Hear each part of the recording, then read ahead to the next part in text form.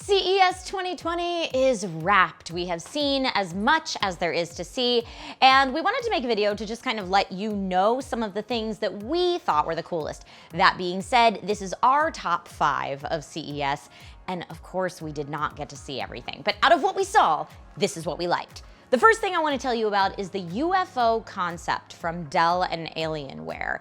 It is a Switch-like portable device that's meant to run PC games. Now, while no specs were announced and it's just a concept, so there's probably only 3 or 4 of them in existence, and we have no idea if they're ever coming to retail, what I can tell you from getting hands-on with it is the Joy-Cons, the handlebars, are removable, just like you would expect. There is a kickstand built into it. There's RGB on the controller sides as well, and it was running Mortal Kombat 11, Halo the Master Chief Collection, and apparently even Crysis. I didn't get to see Crysis, but I can vouch for the other 2 with no problem at all. It looked stunning. It was a little beefier and a little heavier than one might expect for a portable gaming unit, but considering what hardware specs it might have running inside, I thought that was pretty impressive. Again, totally just a concept. We have no idea if it's ever coming to market, but I never knew that I needed a Switch-like device for my PC games until I got a chance to hold one.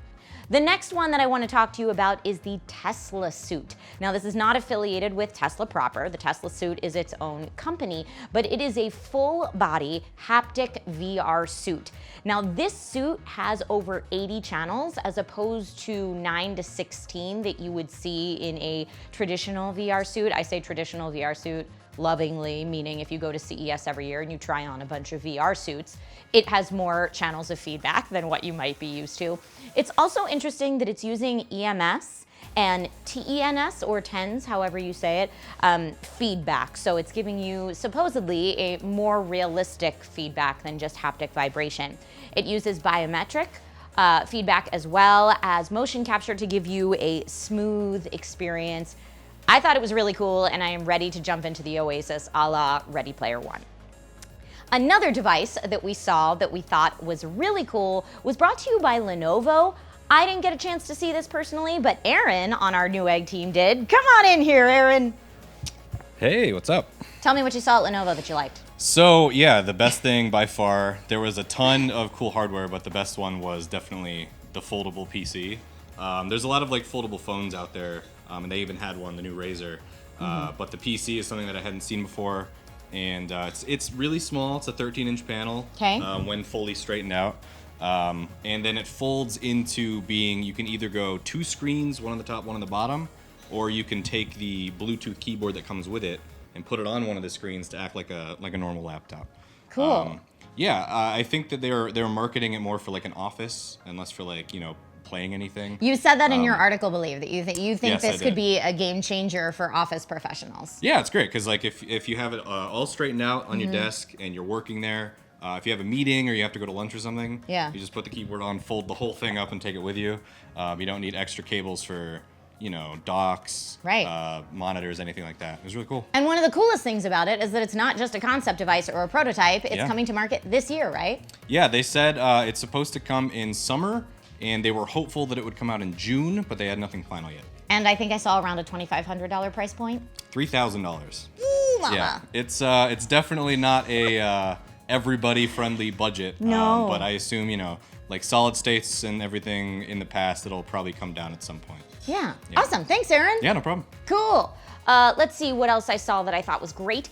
Asus and NVIDIA got together to make the ROG Swift 360 Hz monitor, which, according to them, is the world's first 360 Hz gaming monitor. They had a beautiful setup, panning across a video game in 360 frames per second versus 60 or 144, and you could noticeably tell the difference. And they did that intentionally to combat the conversation that people have where they're like, I can't see the difference anyway, it doesn't matter. Let me just tell you, when you see them side by side, you can see the difference. And where it mattered most was in reading small text if you're scrolling very quickly. So if you're playing a game and you need to see specifically who a player is while things are moving very fast, this is really cool. And it was really nice to see in person, especially with that demo. The Razer Tomahawk Gaming Desktop is the last product that I want to mention in this kind of best of CES wrap-up video.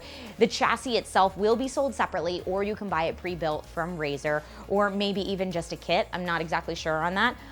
But it can have up to a 9th Gen i9 and a full desktop-sized GPU in a very mini form factor mini PC. It's built on the Intel Nook 9 Extreme Compute element. So yeah, it can handle whatever you need it to handle. It's got, speaking of handles, it's got a handle on the side that you can slide out to very easily access all your components, which I think will be really nice for either first-time builders or people who are maybe a little timid to build. You just slide it out, no joke, plug everything in and slide it back in, and you're ready to go. Because of that super form factor, I could see people taking this with them to LAN parties, and I could also see people who might be a little bit more shy about getting under the hood to even mod or clean their PC, feeling a lot more confident to do those things. So those have been some of our favorite things that we saw at CES for 2020. Thank you guys for being there for the journey, and I'll see you soon with more Newegg content.